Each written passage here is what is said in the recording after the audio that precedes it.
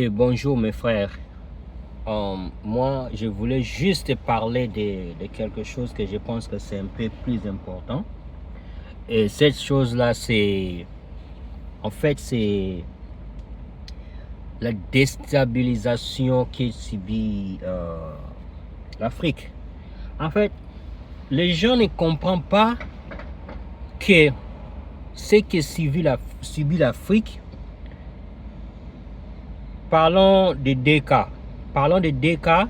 Et ces deux cas, nous allons parler de ça à présent. Mais il faut qu'on remonte au passé lointain pour comprendre pourquoi ce genre de choses arrivent et comment. Le premier cas, c'est bien sûr le cas de l'Afrique de l'Ouest, notamment l'AES. Les gens ne comprennent vraiment pas pourquoi ce qui arrive à l'AES arrive.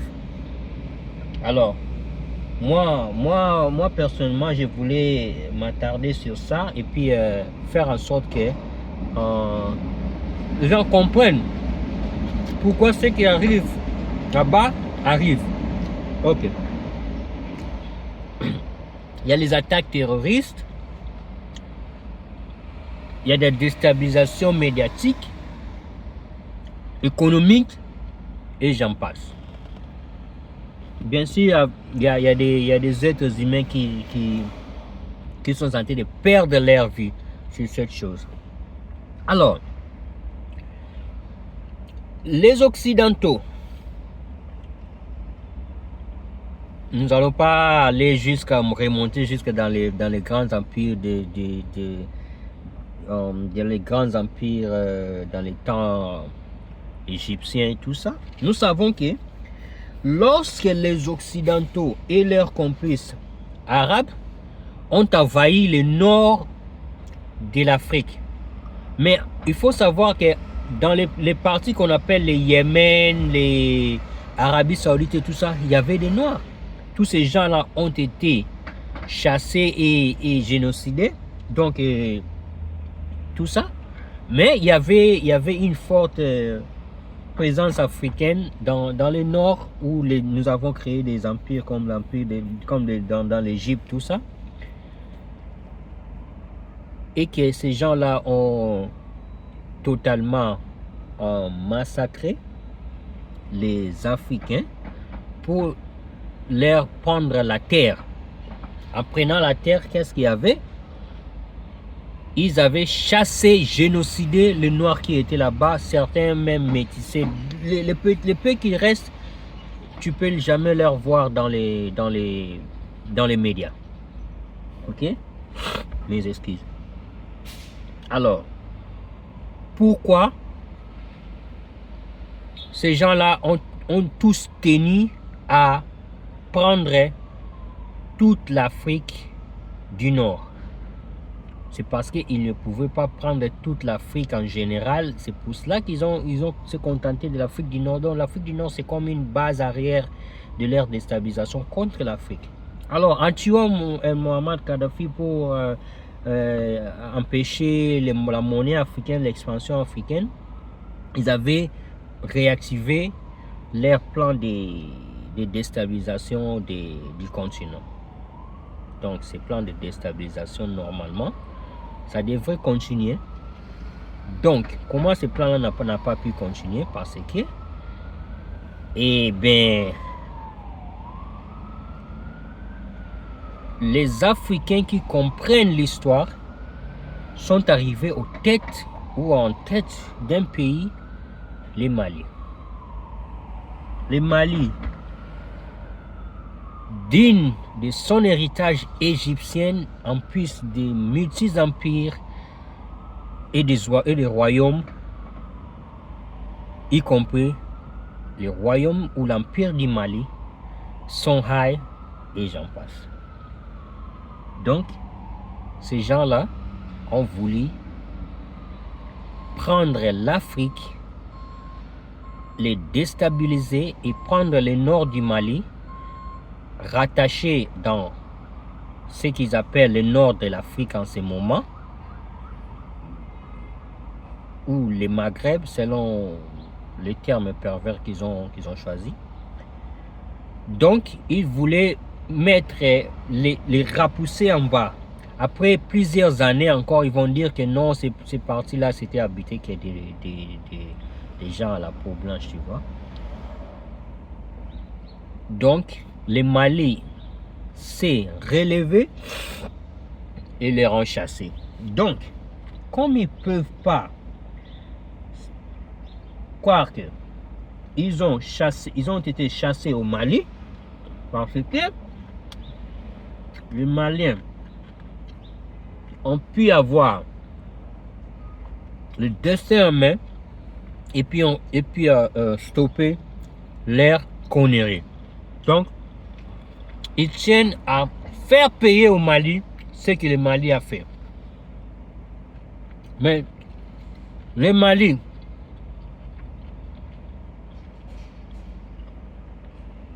ce qu'il fait, c'est couvrir, c'est faire en sorte que l'Afrique revient et reprend sa grandeur d'antan. Donc, peuple africain, soyez solidaires et fiers du Mali, car le Mali est l'essence même. Le Mali est bien sûr la porte où la grandeur africaine reviendra. Et croyez-moi, l'AES en subira encore plus. Mais ce qui est sûr, la création de toutes les usines de fabrication des armes en Afrique sera mise en marche et est en train d'être mise en marche pour la solidarité et la grandeur africaine. Alors, peuple du Mali, nous, peuple du Mali, nous soutenons le Mali et nous le soutiendrons à jamais. Heureux, gloire à ceux jeunes hommes et femmes qui ont mis leur vie en fait que l'Afrique redevienne une nation, un continent d'avenir, de prospérité, de dignité pour le peuple africain tout entier, répandu à travers le monde. Gloire aux ancêtres merveilleux pour leur travail exceptionnel.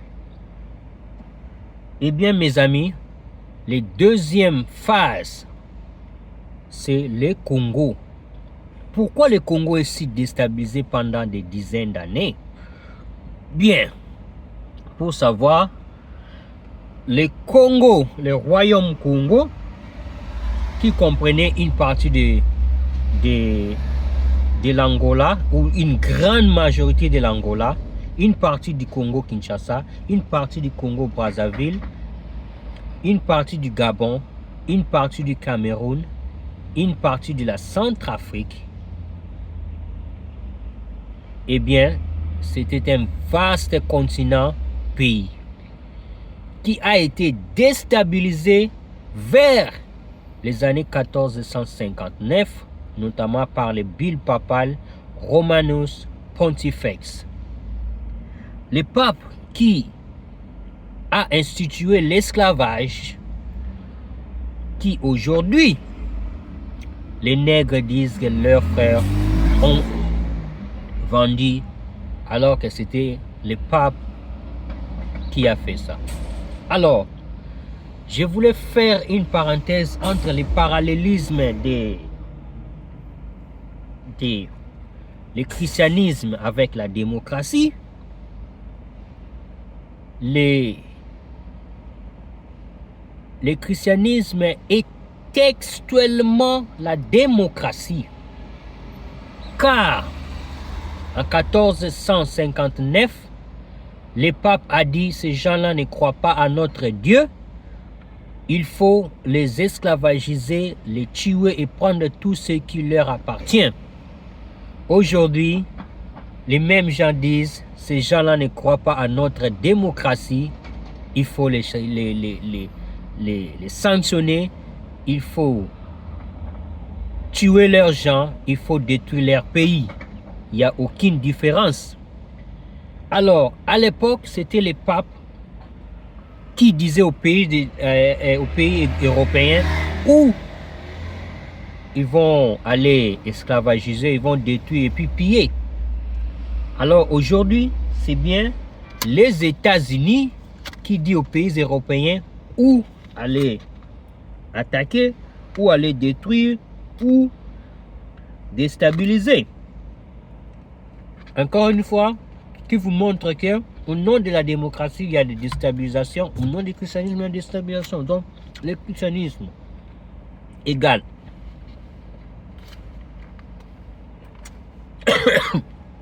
je m'excuse, le christianisme égale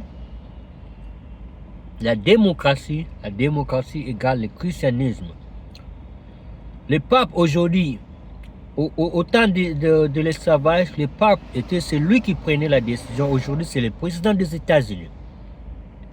En d'autres termes, la religion démocratique, le président, c'est le président américain, car c'est lui qui fait la loi. La religion christianisme, c'est le pape qui faisait les lois. Donc, aujourd'hui, le pape est remplacé par le président des États-Unis. Un autre fait. Le royaume Congo a été déstabilisé par la Portugal. Alors, la Portugal était un vassal, royaume du christianisme ou du pape. Aujourd'hui, l'Afrique est déstabilisée par de nombreuses entités, y compris l'OTAN, qui est un vassal entité des États-Unis. Encore une fois, voici le parallélisme. Donc, qui veut dire tout ce qui se faisait dans les années 14, 5, 14, 15, 16, 17, 18, 19, 20, bien sûr je parle du siècle,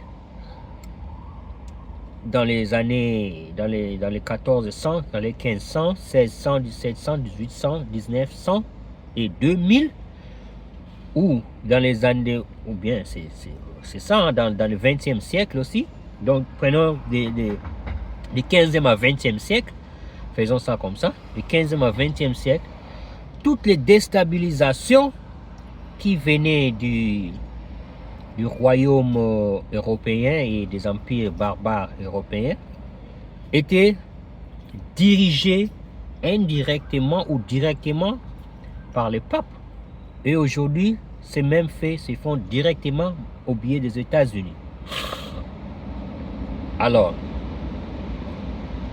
le roi du royaume Congo a été tué par des Portugais. Nos rois, nos présidents sont en train d'être tués, nos populations massacrées, nos richesses pillées, et bien par l'OTAN.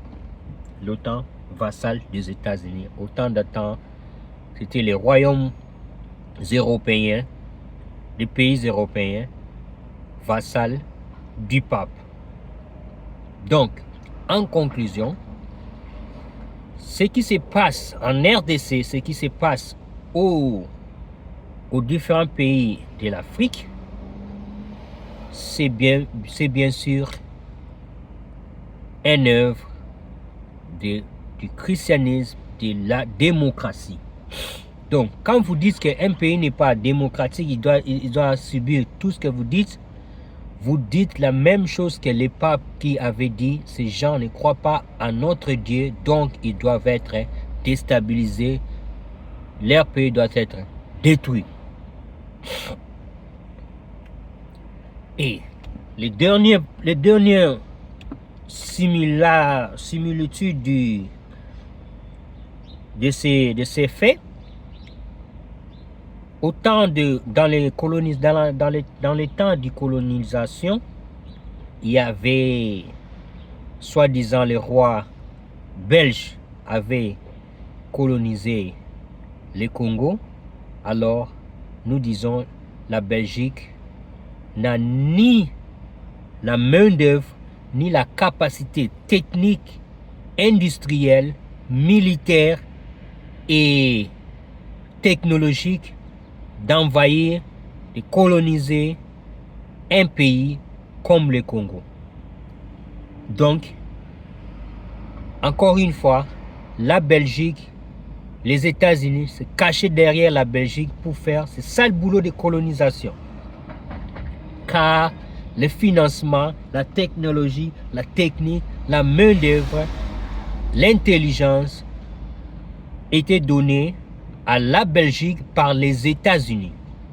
La Belgique, une vassale qui n'a rien, même aujourd'hui, l'armée belge ne peut pas battre l'armée du Congo ou aucune armée africaine car elle n'est pas forte ni techniquement, ni militairement, ni en termes de l'effectif. Donc, les États-Unis s'étaient rangés et les États-Unis étaient derrière la Belgique pour la colonisation du Congo. Alors, aujourd'hui, c'est le Rwanda, l'Ouganda, le Burundi, le Kenya, la Tanzanie, la Mauritanie et le Sud-Soudan, vraiment, qui se réclament parmi ceux qui amènent une guerre de colonisation contre le Congo. Alors que nous le savons très bien, ils n'ont pas la capacité, ni de l'effectif, ni de technique militaire, ni de l'équipement, ni de l'intelligence, ni de la technologie pour amener, pour faire ce qu'ils font au Congo. Alors, c'est encore une fois les États-Unis qui se cachent derrière ces pays-là. Donc, mes frères et sœurs, les problèmes de l'Afrique, c'est les États-Unis et ces vassals européens ensemble dans un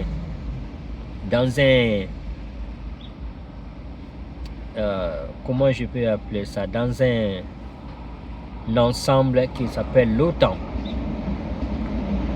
Bien-aimés frères et sœurs, c'est une réflexion que nous allons mener approfondie dans les vidéos prochaines. Restez branchés, frères et sœurs, l'Afrique sera libre. La patrie ou la mort, nous vaincrons.